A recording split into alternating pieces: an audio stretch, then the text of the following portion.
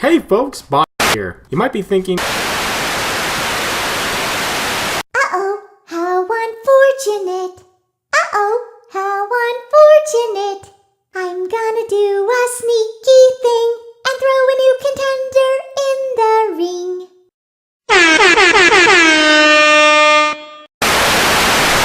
oh, I'm sorry, were you expecting Bile to show up? Were you expecting Bile to do an animated movie review? Well, tough. Since Bile is a little bit preoccupied at the moment and hasn't done a review since forever ago, I decided, being his good old trusty lamp, that I would go and take over his channel for a day. I'm not much of a animated movie reviewer, or a reviewer for that matter. If you can watch the old cringy videos I did make on my other channel, boop, I'll place it right there, you'll understand why. But, you know, I'm bored, and I'm willing to take a shot at it. So, what am I reviewing today? Well, I like video games. Video games are my thing. And I do believe this particular video game is suited for the said channel. So here's my review of Night in the Woods. The story revolves around May, a 20-year-old college dropout who relocates back to her hometown of Possum Springs. There she reunites with some of her close friends, including a gloomy but intelligent Beatrice, also known as Bay, a hyperactive anarchist troublemaker, Gregory, also known as Greg, and his modest and quiet boyfriend, Angus. Together they have a fun time committing crimes, going to parties, and just having an overall upbeat time. That is, until dead bodies start appearing in town. Now May and her friends have to discover what's going on in said town, including the disappearance of people and why dead bodies keep showing up. Night in the Woods is a very different game. It's not one of those said first-person shooters, one of those action-adventure games. It's a story game. It's a game where you learn about story, you learn about characters, you learn about people. While you're traveling in the game and going through the arcs of the said story, you grow up with the town. People's attitudes change, people's moods change, people's situations change with you. Not just the citizens of the said town, but also your friends. They all have their own personal issues that go through the whole game and keep changing. And it's a very unique take on actual storytelling. Of course, yeah, there's the big thing, it's the whole mystery of why people are dying, but it's just very interesting to see a game take this said route. Not to mention, everything's cute. Like, everything's really cute. Like, ridiculously cute. Look at the stupid face. Look at it. Zoom in on May's face. That's me. Zoom in on her face. Look at her little face. It's fucking cute. But, anyway, I'm getting sidetracked as I failed to explain. When you're playing through the story, you do understand the mystery that's going on in said town, but you also deal with the emotional problems of your friends and townsfolks. And you do this in many ways, including playing mini-games or just talking to them. It's really interesting because you can play the game twice and not have the same interactions with people, or even discover new people in the town you've never actually interacted with for your first time playing through. Now, I do have this bad habit when it comes to video games. When I am not invested into a story or the game itself, I usually make fun of it or keep making jokes. If a game can get me to shut up and actually pay attention to what's going on, it's doing a good job. This is Night in the Woods' biggest strength. It gets you invested into the characters and the story. You're invested in not only figuring out what's happening, but you're also invested in the townsfolk. You want to go around and play their little mini-games, have conversations with them, see how they're doing, and by the end of the game, check on them to see if they're any better, any worse, did they leave? It's actually really fun.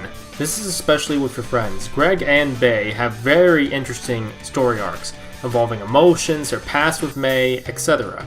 And May herself as a character is very unique. Later on in the game, you do learn more about May and her problems and her story and why she's just like this. Sometimes she's really cool and sweet, and sometimes she can be kind of a bitch. I really don't have too many complaints when it comes to Night in the Woods. Well, except for one. Sometimes, I don't consider Night in the Woods to be a video game.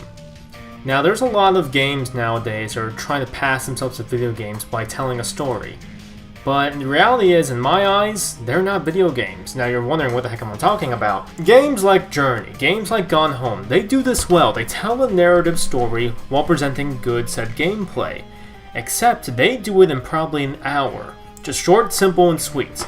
Another game, like Welcome to Rapture, takes way too long and becomes something known as I like to call a walking simulator. This is where Night in the Woods sort of falls in that said category. It is a long game, a game that does take time, and if you're not invested into the story or the characters, you're not gonna have a good time. And just go off record here for a sec, Greg is freaking amazing and everyone should love him. I love little gay little fox.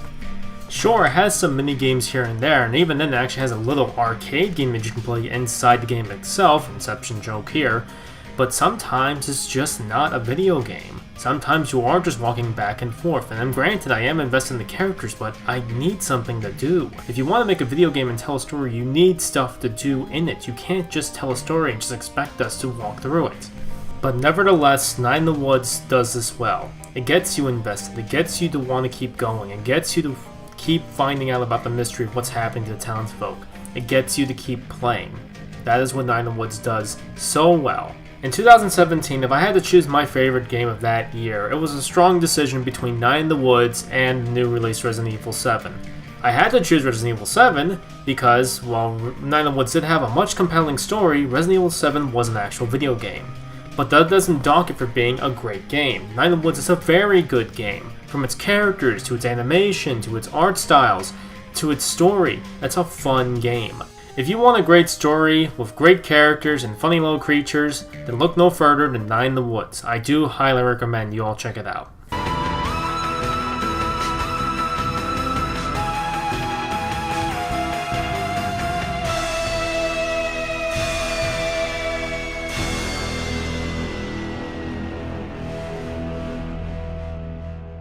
Well, I hope you all enjoyed my half-butt review on Night in the Woods. I do hope you all enjoyed it, and maybe I'll post more content if Bio lets me. I'll just go and post stuff on my own channel, because I have it right here in this corner. Actually, I don't like it where it's at. I'm going to move it over here. Anywho, yeah, that's my channel. You all can go take a look at that. And until then, I'll see you all at the movies. That's a thing Bio says, right? He'll see you at the movies? No? Okay, I'm going. Sometimes you can't see someone.